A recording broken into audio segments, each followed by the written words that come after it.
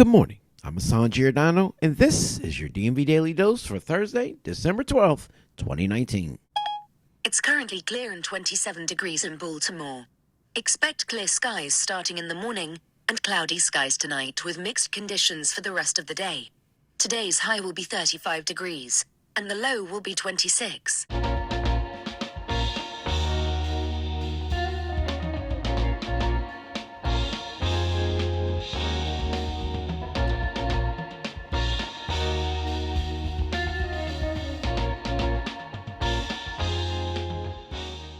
Our prayers go out to the DMV Daily Dose friend and Circuit Court Chief Judge Wanda Hurd, who had to receive medical attention yesterday after a defendant threw a metal water pitcher at her head as she presided over his sentencing hearing in a downtown Baltimore City courtroom, striking her somewhere around the middle of her forehead. Hurd, who we spoke to personally after the incident to ensure her safety and well-being, said that she remained conscious, immediately recessed the courtroom to seek medical attention as the defendant, Travis Burrows, was taken into custody to face new charges. Hurd, a judge since 1999, who was ironically set to retire at the end of this year, and whose retirement party is next week on Monday in downtown Baltimore, had just concluded the hearing about 10:40 a.m., where she had just sentenced the 36-year-old Burrows to life in prison, with all but 70 years suspended. Court records show the sentencing follows Burrows' conviction last month on charges of sodomy and false imprisonment. Burrows was convicted and sentenced last year to decades in prison for second-degree rape, assault, and false imprisonment, records show. Our prayers remain with Judge Hurd, and we wish her a happy and stress-free retirement. Now, Maryland Governor Larry Hogan said Wednesday that he will spend state money to hire more than 24 prosecutors and staff to help the state attorney general's office prosecute criminal cases in Baltimore. Hogan said in a press event and a press release that the money will allow Attorney General Brian Frosch's office to prosecute more gun, drug, and gang cases.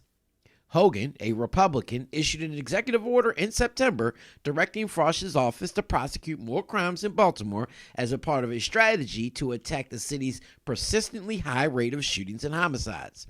Through Wednesday evening, there have been 322 homicides here in the city of Baltimore so far this year, along with more than 700 non-fatal shootings, according to Baltimore police.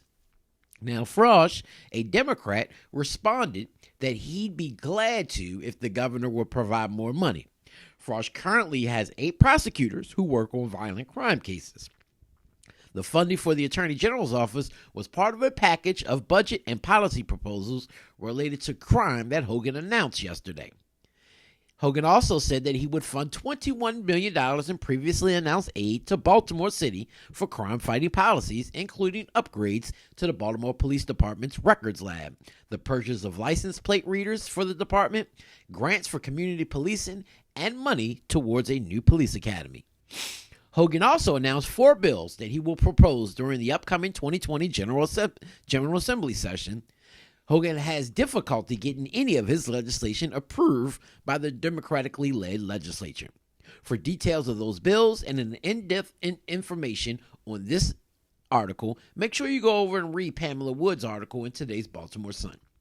Now, Maryland Matters is reporting on the political scramble happening in the Maryland State Senate right before next year's legislative session, set to begin on January 8th, which includes the Senate having 2 newcomers early next year after the Democratic State Central Committees in Baltimore City and Baltimore County will vote on replacements for retiring Senators Bobby Zirkin and Shirley Nathan Pulliam.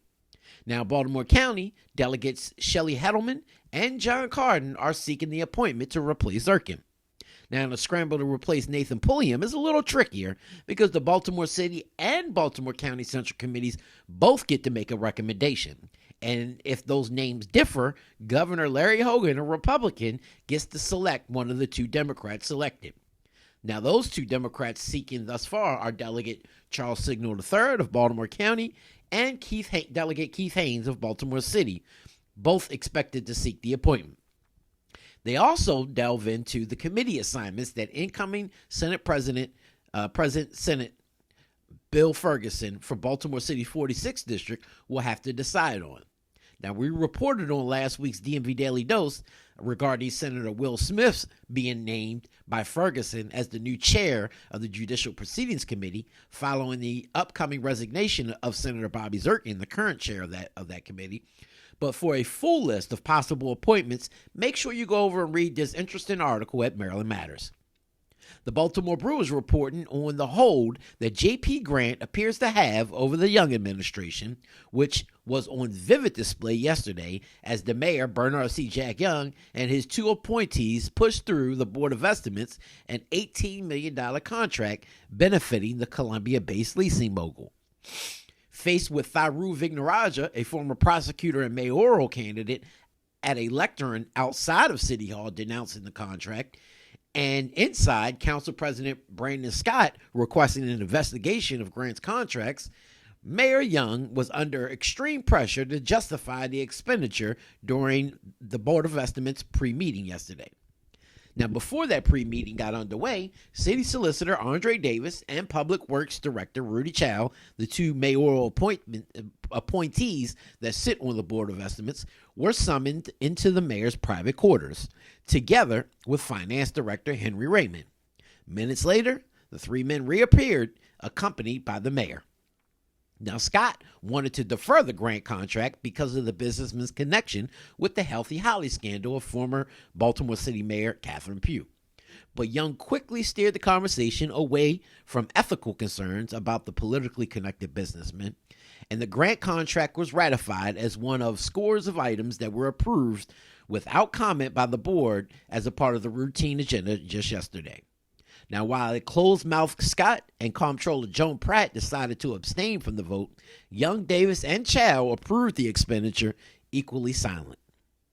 Now, the Brewers also running a sharply worded op-ed written by David Plimer regarding the buffoonish statements Mayor Young has made since taking office last year, according to the author, who has raised the question about the 2020 mayoral candidate. Is Bernard C. Jack Young fit for the job? Thanks to his recent announcement that he will not comply with City Council Bill 19-0409, now law, we have a definitive answer to that question, writes David. No, Young is not fit to be mayor. In the broadest sense, he lacks the judgment to be an effective mayor at a time when Baltimore needs one of the most, the op-ed continues on. Bill 19-0409 was passed on a 15-0 vote by the Baltimore City Council and enacted into law on December 2nd, even without Mayor Young's signature. Its provisions make it unlawful to require victims of police misconduct to agree to refrain from publicly discussing the facts or circumstances of their claims as conditions of receiving monetary settlement from the city of Baltimore. Now, while Young's oddball pronouncements have made him an object of public ridicule, the op-ed says, his decision to defy a duly passed law banning the use of non-disparagement clauses has brought him serious scorn. If there is a silver lining in this cloud, it's that city voters are learning how poorly suited Young is for the job of mayor before next year's election, rather than, in the case of his disgraced predecessor, Catherine Pugh, after such. Now, speaking of next year's mayoral election, it appears we may see one more candidate enter the race this Saturday, as former Baltimore City Mayor Sheila Dixon made an announcement official yesterday via an email to supporters as well as on social media to meet her this Saturday at 11 a.m. over at the facility run by local community leader Squeaky Kurt at the Ruth Kirk Community Center located at 122 North Vincent Street. Now, Dixon previously served as Baltimore's 48th mayor and the city's first female mayor back in 2007 through 2010, when she was forced to resign her post due to a criminal conviction.